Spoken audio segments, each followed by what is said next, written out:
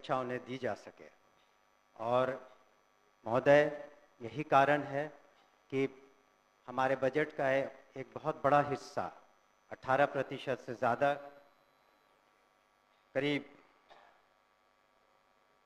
52,639 करोड़ 3 लाख रुपए शिक्षा विभाग के लिए रखे गए हैं। हमारे सामने महोदय चुनौतियां अनेक है, जहां 74,000 से ज़्यादा स्कूल हैं, 1,80,00,000 से ज़्यादा 1 से 12वीं कक्षा तक के स्टूडेंट्स हैं, छात्र छात्राएं हैं, और हमारे पास करीब 5,77,000 शिक्षक हैं, और सभी विश्वविद्यालयों मिलाकर के 26 लाख से ज़्यादा छात्र छात्राएं हैं। ऐसे में हमें ये ध्यान रखना था कि शिक्षा की गुणवत्ता में और सुधार आए। इसी वजह से एक ऐतिहासिक कदम माननीय मुख्यमंत्री जी ने उठाया और commission, Bihar public service commission के द्वारा हम लोगों ने 1,73,084 विद्यालय शिक्षकों की नियुक्ति एक ही दिन में की, जो पूरे हिंदुस्तान में एक हम समझते हैं ऐतिहासिक कदम रहा। इसके अतिरिक्त आने वाले दिनों में 1,60,083 और नियुक्तियां होंगी, और उसमें जैसा कि एक सदस्य कह रहे थे, कंप्यूटर शिक्षकों की भी संख्या 26,000 होगी। इसके अतिरिक्त स्थानीय निकायों से जो शिक्षक थे उन्हें राज्यकर्मी का दर्जा देने के उद्देश्य से हम लोगों ने सक्षमता परीक्षा रखी, और प्रथम सक्षमता परीक्षा में 1,87,000 स्थानीय निकाय द्वारा ये लोग उत्तीर्ण हुए। आगे चल के 85,000 से ज़्यादा लोग और परीक्षा दे रहे हैं, और हम लोगों ने यह ध्यान में रखा है कि जब नियमावली बनाएंगे उनकी सांतरण की, तो उसमें काफ़ी उदारता रखेंगे, खास करके महिलाओं के बारे में, और ख़ास करके असाध्य रोग या इस तरह के जो बीमारी से ग्रसित हैं या पति पत्नी हैं, तो उन लोगों का सांतरण में हम लोग विशेष ध्यान देंगे। महोदय, अगर हम शिक्षा में सुधार चाहते हैं तो ज़रूरी है कि हमारे शिक्षक भी उस तरह से उनकी ट्रेनिंग हो। इसी कारण से हमारे जो SCERT जो इंस्टीट्यूट हैं, यहाँ पर मैं खुद भी गया हूँ, वहाँ पर हम लोगों ने किस तरह से शिक्षकों की ट्रेनिंग अच्छी तरीके से हो सके उस पर ध्यान दे रहे हैं। और आने वाले दिनों में हमारा लक्ष्य है कि जितने शिक्षक हैं कम से कम साल में उनकी 2 बार ट्रेनिंग हो सके, और वहाँ पर जो सिलेबस बनाए जाए वो ऐसे बनाए जाए कि वो आगे चल के हमारे छात्र छात्राएं जो कंपटीशन के एग्ज़ाम्स देंगे उसमें वो बेहतरीन रूप से सामने आ सके, कर सके। इसके अतिरिक्त जो आधारभूत संरचना है, हम लोगों ने ध्यान दिया है कि किस तरीके से स्कूलों में जो बुनियादी सुविधाएं हैं उसको दे पाएँ। उसके लिए हम लोगों ने कार्रवाइयाँ की हैं मुख्यालय स्तर पर और जिला स्तर पर, और हमने सभी माननीय सदस्यों से 10-10 विद्यालयों की सूची भी मांगी है, जिसका आने वाले सत्र तक, इसके बाद के सत्र तक उसका हम लोग जीर्णोद्धार करने का प्रयास करेंगे। कई माननीय सदस्यों ने शिकायतें भी की थी कि जो काम हुए अच्छे तरीके से नहीं हुए हैं, तो उस पर हम लोग इंक्वायरी करा रहे हैं, और जो भी दोषी पाए जाएंगे उन पर निश्चित रूप से कार्रवाइयाँ होंगी, और कुछ कार्रवाइयाँ हो चुकी हैं। हम लोगों ने ये भी सुनिश्चित किया है कि जो हमारे निजी विश्वविद्यालय हैं उनका रजिस्ट्रेशन हो सके, ताकि सही आंकड़ा आ सके, और जब उनका आधार सीडिंग कर देंगे तो ये पता चलेगा कि जो 25% जो गरीब बच्चे हैं, बच्चियां हैं, और जिसके खर्चे की प्रतिपूर्ति सरकार करती है, वो सही आंकड़ा आ सके हमारे पास। और इस तरह से प्राइवेट स्कूलों में भी हम सही तरीके से मदद कर पाएंगे। परीक्षा संचालन में एक बहुत बड़ी जिम्मेवारी है हमारी, और पिछले साल 1,35,00,000 से ज़्यादा छात्र छात्राओं ने परीक्षा दी, और जो बिहार स्कूल एग्जामिनेशन बोर्ड है, इस बार जो हम लोगों ने बिल लाया है उसके अनुसार अब ऑनलाइन परीक्षाएं भी संभव हो पाएंगी। सरकार की जो मुख्य जो स्कीम्स हैं, जैसे मिड डे मील, मध्याह्न भोजन करते हैं, वो भी एक बहुत बड़ी चुनौती है। उसमें नित्य 1 करोड़ करीब 10 लाख बच्चों को हम मध्याह्न भोजन सही तरीके से देते हैं। और उसमें जो अगर शिकायतें मिलती हैं तो हमारे कमांड कंट्रोल सेंटर पर कोई भी व्यक्ति उसके बारे में सूचना दे सकता है, उसके बारे में हम कर सकते हैं। और डायरेक्ट बेनिफिशियरी ट्रांसफर्स हम करा रहे हैं, स्टूडेंट क्रेडिट कार्ड भी हो रहा है। और अंत में मैं कुछ आंकड़ों को प्रस्तुत करना चाहूँगा जिससे पता चलेगा कि किस तरह से शिक्षा में गुणात्मक सुधार आए हैं। शिक्षकों की संख्या महोदय 2006 में 1,80,000 थी। इस बार 2024 में 5,77,000 है। इस तरह से विद्यालय में जो छात्र और शिक्षक का अनुपात था, पहले जो 65 और 1 का था, अब 32 और 1 का हो गया।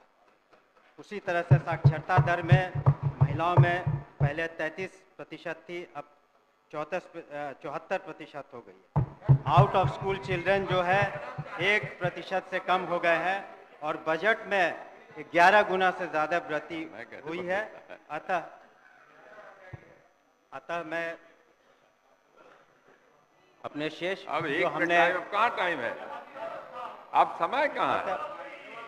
अतः सदन हमारी मांग को पारित करे और हमारी जो प्रोसीडिंग का पार्ट बना दिया जाए। हमने जो वक्तव्य है।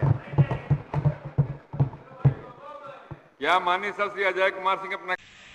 अध्यक्ष महोदय, राज्य के सरकारी विभागों में राज्य कर्मियों को अपने पद के अनुसार उसे 7वें वेतन आयोग के तहत मूल वेतन के साथ ग्रेड पे दिया जा रहा है और लेवल भी निर्धारित है, जबकि बीपीएससी टीआर1, बीपीएससी पीआर2, बीपीएससी टीआर3 द्वारा चयनित अध्यापक एवं सक्षमता पास विशिष्ट शिक्षकों का ना ही ग्रेड पे निर्धारित किया गया है और ना ही लेवल तय किया गया है।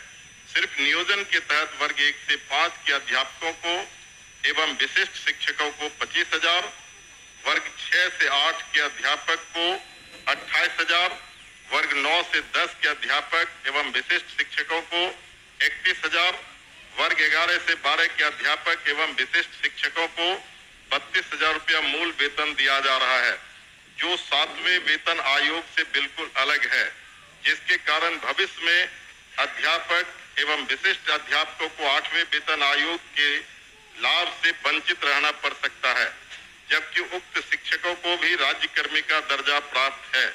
अतः उक्त शिक्षकों के हित में पद के अनुसार शिक्षकों को ग्रेड पे तथा लेवल निर्धारित करने हेतु हम सदन के माध्यम से सरकार का ध्यान आकृष्ट कराते हैं। माननीय मंत्री शिक्षा विभाग। अध्यक्ष महोदय, वस्तु स्थिति यह है कि पंचायती राज संस्थाओं एवं नगर निकाय संस्थाओं द्वारा नियुक्त शिक्षकों को समान कार्य के बदले समान वेतन देने से संबंधित माननीय सर्वोच्च न्यायालय में दायर SLP संख्या 20/2018 बिहार सरकार एवं अन्य बनाम बिहार माध्यमिक शिक्षक संघर्ष समिति एवं अन्य के साथ दिनांक 10/5/2019 को पारित आदेश, जिसमें माननीय उच्च न्यायालय के द्वारा समान कार्य के बदले समान वेतन देने हेतु पारित आदेश को निरस्त कर दिया गया है। राज्य सरकार पंचायती राज संस्थाओं एवं नगर निकाय संस्थाओं द्वारा नियुक्त शिक्षकों को बेहतर वेतन एवं सेवा शर्त हेतुकृत संकल्पित रही है। राज्य सरकार ने सहानुभूति पूर्वक इन शिक्षकों को 1/9/2020 से EPF योजना, जिसमें राज्य सरकार के द्वारा लगभग 5% अंशदान दिया गया है, से आच्छादित करते हुए दिनांक 1/4/2021 से 15% का वेतन वृद्धि किया गया। पुनः राज्य सरकार द्वारा स्थानीय निकाय शिक्षकों को बेहतर सेवा शर्त एवं वेतन प्राप्त हो के परिप्रेक्ष्य में बिहार विद्यालय विशिष्ट शिक्षा नियमावली 2023 अधिसूचित किया गया। नए शिक्षकों की नियुक्ति हेतु बिहार राज्य विद्यालय अध्यापक नियुक्ति स्थानांतरण अनुशासनिक कार्रवाई एवं सेवा शर्त नियमावली 2023 अधिसूचित किया गया। सरकार द्वारा इन दोनों नियमावली से नया पद सृजित किया गया। यह पद 7वें वेतन आयोग लागू होने के बाद सृजित किए गए हैं, इसलिए यह पद 7वें वेतन आयोग द्वारा निर्धारित पदों में सम्मिलित नहीं है। सरकार द्वारा सरकार के अन्य बहुत सारे पद सृजित किए जाते हैं जो 7वें वेतन आयोग में सम्मिलित नहीं होते हैं। इन दोनों नियमावली के तहत वर्ग 1 से 5 के शिक्षकों को 25,000, वर्ग 6 से 8 के शिक्षकों को 28,000, वर्ग 9 से 10 के शिक्षकों को 31,000 एवं वर्ग 11 से 12 के शिक्षकों को 25,000 प्रारंभिक वेतन निर्धारित करते हुए पे मैट्रिक्स का निर्धारण किया गया। उक्त नियमावली के तहत शिक्षकों को बेहतर प्रोन्नति का लाभ दिया गया। अगले संभावित जो वेतन आयोग 8वां वेतन आयोग में ये शिक्षा विभाग द्वारा इन विद्यालय अध्यापकों एवं विशिष्ट शिक्षकों के वेतन मान को उचित स्तर पर निर्धारित करने हेतु वित्त विभाग को अनुशंसित किया जाएगा। महोदय, मैं पूरे वक्तव्य को मैं सुना। सरकार बीपीएससी का एग्जामिनेशन लेकर के सरकार ने घोषणा किया कि वो राज्यकर्मी होंगे। दूसरी बात की सरकार ने ही घोषणा किया कि सक्षमता परीक्षा पास जो कर जाएंगे शिक्षक वो राज्यकर्मी होंगे। तो जब राज्यकर्मी होंगे तब फिर क्या औचित्य है कि आप उसको 7वें वेतन के लाभ से अलग रखेंगे, उस श्रेणी में नहीं रखेंगे? क्यों उसको राज्यकर्मी का दर्जा देते हुए और राज्यकर्मी की घोषणा करते हुए उस लाभ से सरकार क्यों वंचित रखना चाहती है, ये मैं जानना चाहता हूं। माननीय मंत्री। अध्यक्ष महोदय, इसमें जो विचार विमर्श किया गया वित्त विभाग से, ऐसी बात नहीं है कि सहानुभूति तो पूरी रखी गई। एक और आंकड़ा मैं पढ़ना चाहूंगा सदन के सामने। वर्ष 2003 में जो नियुक्त प्रशिक्षित शिक्षा मित्र थे, प्रारंभ में उनका नियत वेतन प्रति माह था 1,500, जो वर्तमान सकल वेतन प्रति माह हो गया 31,340। वर्ष 2006 में नियुक्त पंचायत प्रखंड नगर शिक्षक थे 5,000, उनका वर्तमान सकल वेतन प्रति माह हो गया 29,410। वर्ष 2010 में नियुक्त पंचायत प्रखंड नगर शिक्षक 7,000 था वेतनमान, तो उनका हो गया आज के दिन में 29,410। वर्ष 2013 में नियुक्त पंचायत प्रखंड नगर शिक्षक 10,000 थे, उनका आज के दिन में 29,410 सकल वेतन प्रतिमाह हुआ।